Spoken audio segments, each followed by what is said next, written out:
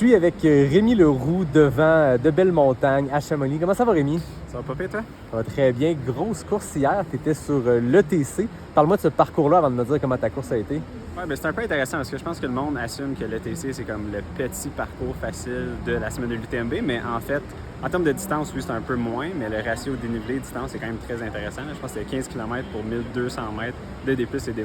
Fait que c'était... Non, c'est une course assez difficile parce que c'est vraiment... Les montées sont très, très à pic, puis ça part tellement rapidement parce que tout le monde veut avoir une chance de faire un podium. Fait que... Non, j'étais bien content de comment ça s'était passé. C'était un peu une décision de dernière minute pour moi de venir ici, mais vraiment content de l'avoir fait puis comment ça a été.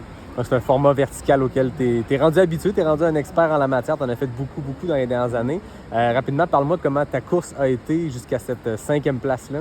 Oui, bien en fait, je pense pour donner un peu de contexte, la semaine passée, j'étais revenu au Québec, puis j'avais pas l'intention de revenir en Europe avant les championnats du monde le mois prochain.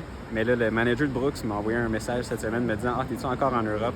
Tu peux participer à l'ETC si tu veux. » Puis là, ma première réaction, c'est comme « Ah ben non, c'est plate, je suis au Québec, je peux pas. » Mais j'ai réfléchi à ça, j'ai regardé un peu les options pour changer mes vols, puis j'ai réalisé que ça serait quand même possible de changer puis arriver plus tôt. Puis là, en plus, samedi passé, j'ai fait une course au Vermont qui a très bien été. Puis là, ETC, c'était mardi. Fait que le voyagement entre les deux post-course, c'était quand même assez compliqué. Là. 1 heure après mon finish au Vermont, je me suis envolé ici.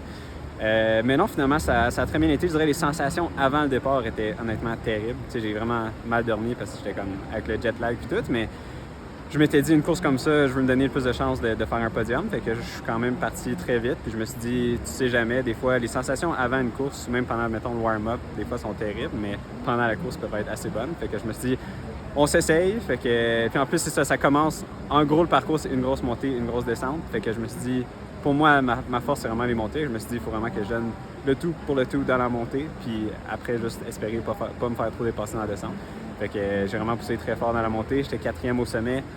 Je sentais que le podium était réaliste, mais juste les gars sont juste meilleurs que moi à descendre. Fait que finalement, quand même content de la descente. J'ai fini 5e, ce qui était quand même pas si mal, mais quand même étonnant que j'ai pu avoir une bonne course malgré tout ce qui s'est passé dans la dernière semaine. Mais non, je pense que c'était une bonne décision. Je pense que c'est ça que j'ai appris dans la dernière semaine, c'est qu'il faut dire oui. Puis des fois, si je pense trop, je pense que si je serais allé d'un point de vue trop rationnel, j'aurais dit non. Mais je pense que des fois, il faut juste dire oui, puis foncer, puis voir qu'est-ce qui se passe.